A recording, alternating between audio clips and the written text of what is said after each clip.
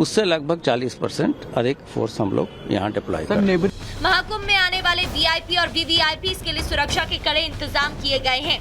20 sniper, 3 sniffer dog, 4 स्वान team, 30 spotters team, 26 anti sabotage की team चप्पे चप्पे पर नजर रखेंगी। महाकुंभ में किसी तरह की कोई अनहोनी ना हो, इसके लिए भक्तों को 3 लेयर की चेकिंग से जाना होगा। महाकुंभ में बाबा के लिए सबसे बड़ी चुनौती जल में सुरक्षा की है, जहां पहली बार घाटों पर अंडर वाटर ड्रोन तैनात किए गए हैं। ये 100 मीटर गहरे पानी तक निगरानी कर सकते हैं और पानी की सतह से 120 मीटर की ऊंचाई से नजर रख सकते हैं। गंगा में जहां बोट चलती है वहां औसतन गहराई करीब 60 मीटर की होती है। अगर कोई भक्त गंगा में डुबकी लगाते वक्त गहराई में चला जाए तो अंडर वाटर ड्रोन फौरन ही उसकी जानकारी और लोकेशन कमांड सेंटर को भेज देगा। कमांड मिलते ही जल पुलिस रोबोटिक जवान को भेजेंगे जो उन्हें बाहर निकाल लाएंगे। गंगा की तेज लहरों से बचाने के लिए महाकुंभ में करीब 12 किलोमीटर तक डीप वाटर बैरिकेडिंग की गई है, जिसमें यूपी पुलिस के गोताखोर, पीएसी के गोताखोर, एनडीआरएफ के गोताखोर, एसडीआरएफ के गोताखोर, नेवी के 25 गोताखोर बुलाए गए हैं।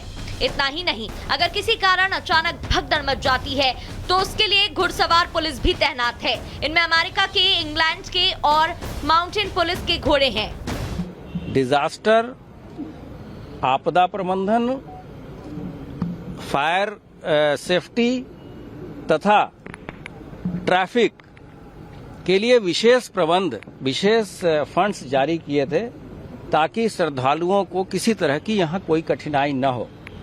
ये सभी इक्विपमेंट्स हमारे आ चुके हैं। आपने खुद देखा होगा कि यहाँ इंटरसेप्टर्स डिप्लॉय हो गए हैं। तीथर ड्रोन भी भारी संख्या में हैं। हम लोगों ने ऐसे एंटी ड्रोन सिस्टम भी यहाँ लगाया है और जो हमारा वाटर फ्रंट है उसको बेटर किया है, उसकी सिक्योरिटी को पिछले कुंभ के मुकाबले। मेला क्षेत्र में सुरक्षा के मद्देनजर 6 तरह के ई पास बनाए गए हैं, जिनमें सफेद रंग का वीआईपी ई पास, केसरिया रंग का अखाड़े संस्थाओं का पास, पीले रंग के पास फूड कोर्ट, वेंडर, कार्यदायी संस्थाओं के लिए, लाल रंग के पास इमरजेंसी सेवाओं के लिए, मीडिया के लिए आसमानी रंग का पास और पुलिस बल को नीला रंग का पास मिलेगा।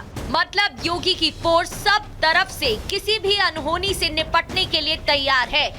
Bureau report, Republic Bharat. तो आपने देखा कि योगी के योद्धा तैयार है और ऐसे में हिंदुओं के लिए सुरक्षा कवच तैयार किया गया है। इसलिए हम बार बार बता रहे हैं कि महाकुंभ में महाकवच की तैयारी 1 नहीं 2 नहीं बल्कि 7 लेयर्स के तहत।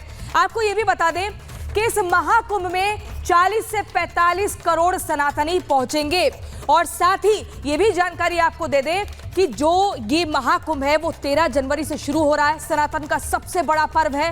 महाकुंभ का आयोजन होने जा रहा है। करोड़ों लोग इस पावन पर्व का हिस्सा बनने जा रहे हैं। संगम की रेती पर आयोजित हो रहे महाकुंभ मेले में माफिया अतीक अहमद को लेकर विवादित पोस्टर लगाए जाने से हड़कंप मच गया है। इसी के साथ सबसे हैरान करने वाली बात यह है कि पोस्टर के जरिए अतीक अहमद के हत्यारे सनी, लवलेश और अरुण को देवदूत बताया गया है। तस्वीरें हम आपको दिखा रहे हैं। कुंभ में अतीक की एंट्री कैसे हुई, अचानक से ये विवादित पोस्टर सामने आता है जिसके बाद से हड़कंप मच जाता है। और आप देखिए, कातिलों को देवदूत बताया जाता है। सनी, लवलेश, अरुण को देवदूत बताया गया दूसरी तस्वीर में। लेकिन पहली तस्वीर हम आपको दिखा रहे हैं जो अतीक अहमद की तस्वीर पर आप देखिए क्रॉस का निशान है और ये बताया गया है इस पोस्टर के जरिए कैसे हड़कंप मचा है। अतीक के हत्यारे जो हैं वो देवदूत बताए जा रहे हैं और इसी तरीके से अचानक से एंट्री होती है इस माफिया अतीक की पोस्टर के जरिए। और साथ ही आपको बता दें ये भी जानकारी मिल रही है कि इसके बाद से साधु संतों की अलग अलग प्रतिक्रियाएं भी सामने आ रही हैं। लेकिन आप देखिए, साधु संतों के हाथ में वो 3 चेहरे हैं जिनको देवदूत बताया जा रहा है। और ये सब कुछ कैसे हुआ, कैसे अचानक से अतीक के पोस्टर लग गए उस मेले में जो सनातनियों का महापर्व है, इस रिपोर्ट के जरिए देखिए।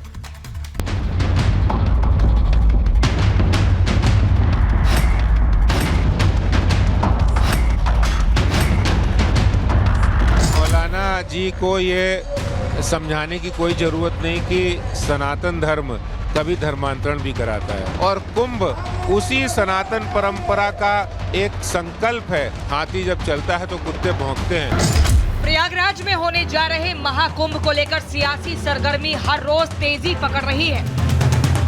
एक पक्ष महाकुंभ में मुसलमानों की एंट्री पर बैन की मांग कर रहा है, तो वहीं दूसरी तरफ से अलग अलग बयान सामने आ रहे हैं।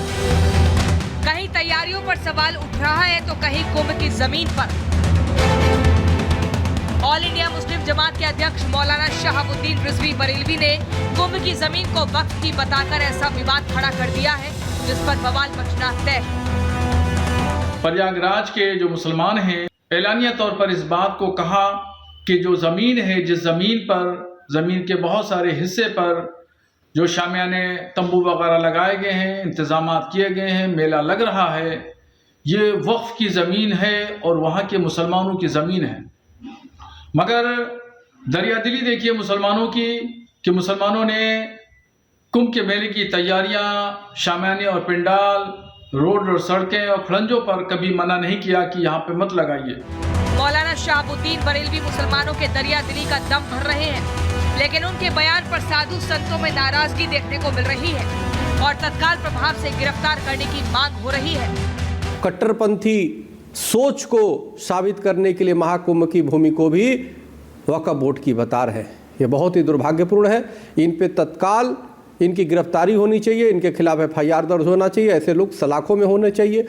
कोई छोटा सा भी बच्चा भी समझेगा कि महाकुंभ तो सनातन सतयुग से चला आ रहा है, इनकी बोर्ड की जमीन कैसी होगी। इनकी तो बुद्धि जो है ना, इनको तो पागल खाने में, बरेली के पागल खाने में भर्ती कर देना चाहिए। महाकुंभ में वक्फ बोर्ड की एंट्री और जमात की तरफ से कुंभ मेला क्षेत्र की जमीन को वक्फ की जमीन बताने पर बवाल मचा हुआ है। धार्मिक अनुष्ठानों, धार्मिक कार्यक्रमों को राजनीति से परे रखना चाहिए, लेकिन भारतीय जनता पार्टी को धार्मिक ध्रुवीकरण और जाति ध्रुवीकरण राजनीति की पूरी परिस्थिति पैदा करके अपने लिए वोट सहेजने की और वोट बिटोरने की एकमात्र कोशिश है। हम कानून को मानने वाले लोग हैं। वर्शिप एक्ट 1991 इस बात को दर्शाता है। 1947 के पहले जो जैसी स्थिति में थी वो चीजें वैसी स्थिति में रहेंगी।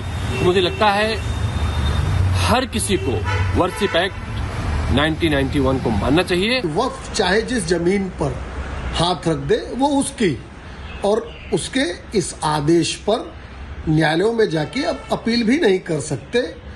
वक्फ के ही जो प्राधिकरण है वहीं जाकर आप अपील कर सकते हैं, और उसके नाते से तमाम हास्यास्पद दावे वक्फ बोर्ड करता ही जा रहा है।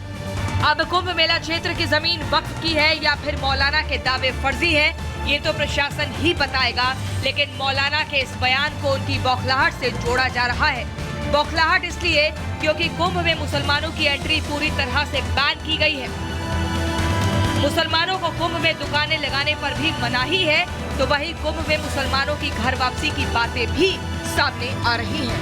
Bureau report, Republic Bharat.